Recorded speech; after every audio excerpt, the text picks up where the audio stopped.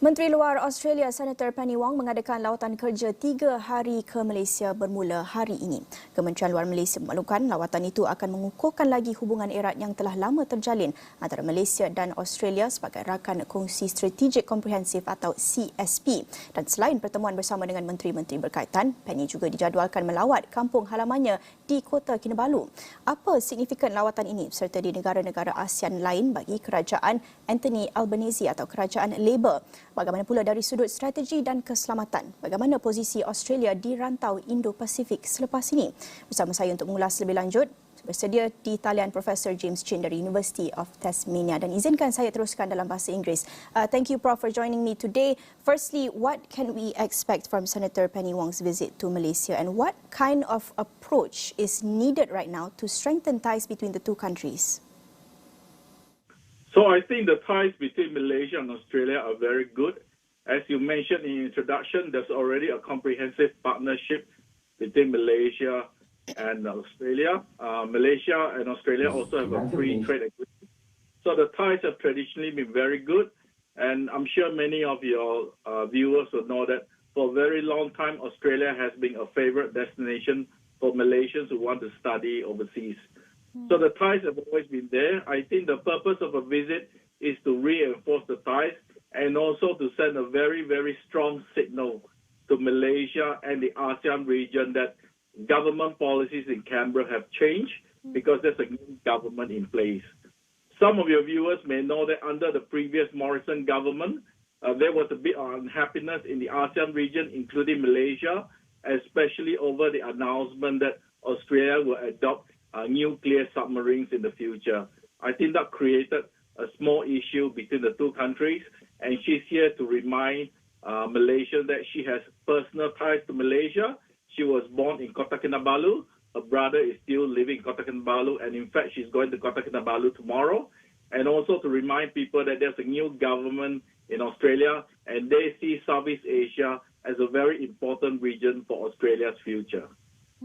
You mentioned this renewed sense of importance for Southeast Asia for the new Anthony Albanese government in Australia. What exactly is the significance of this trip to Southeast Asia, previously in Vietnam, now in Malaysia? This renewed sense of strengthening ties with ASEAN, why is this important to the new Labor government? It's really important to the Labor government. The reason is because for the last few years, Australia has experienced some turbulence with its relationship with China. And now it is widely understood that in Southeast Asia, the great powers, especially the Americans, the British and Australians, they're facing the rise of China. And there's two areas that Australia has a strategic interest.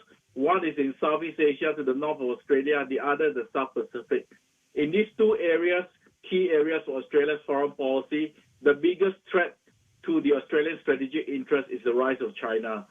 So she's very much trying to build strong ties with the countries, not only in Southeast Asia, but also in the South Pacific, to remind them that they have long ties with Australia and they have to be very careful about their relationship with China.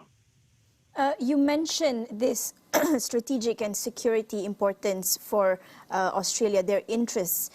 We want to talk specifically about the South China Sea. Do you think that Australia is solidifying its presence in the region, and what can we expect in the months or the years to come from the new government?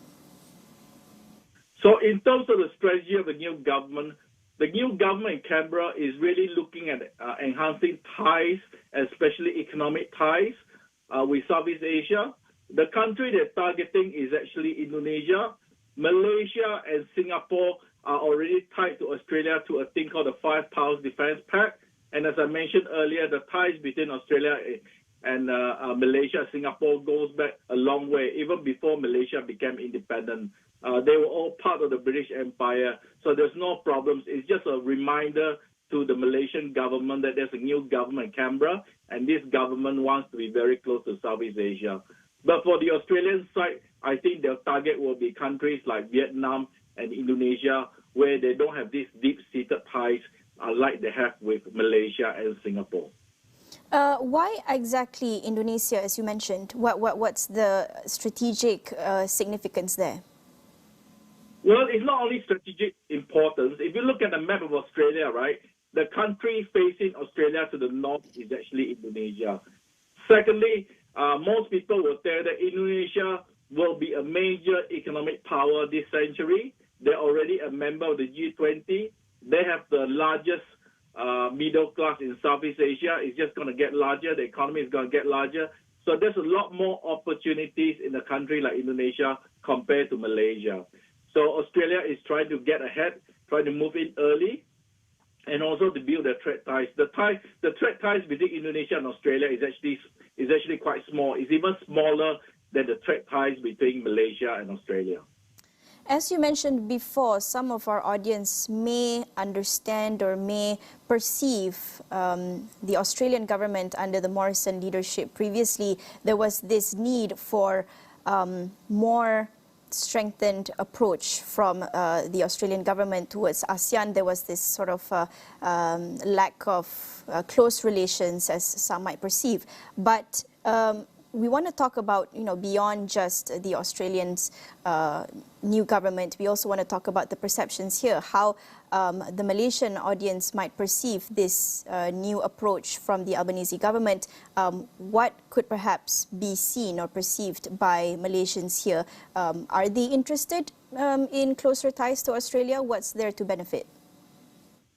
So I think for the Malaysian audience, right now, they're very, very happy. If you look at the social media, a lot of people are actually quite happy that a former Malaysian who was born in Sabah has now reached a minister's status in Australia, a key position, Minister of Foreign Affairs.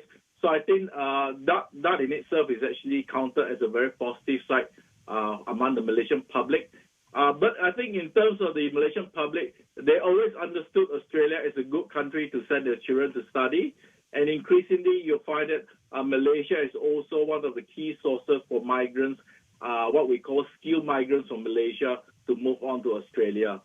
So I think in terms of the immediate challenge, I think for the Malaysian public, the only complaints I've been hearing is that it's getting much, much harder to get a visa to visit Australia. So I'm sure the Malaysian Foreign Minister, will raise that issue with Senator Wong. All right, thank you so much for joining me, Professor James Chin of University of Tasmania. Itu tadi Professor James Chin, University of Tasmania, sikit sebanyak kongsikan mengenai signifikan lawatan Menteri Luar Australia selama 3 hari di Malaysia. Ada banyak lagi perkongsian selepas ini, tapi kita akan berhenti seketika, kembali selepas ini.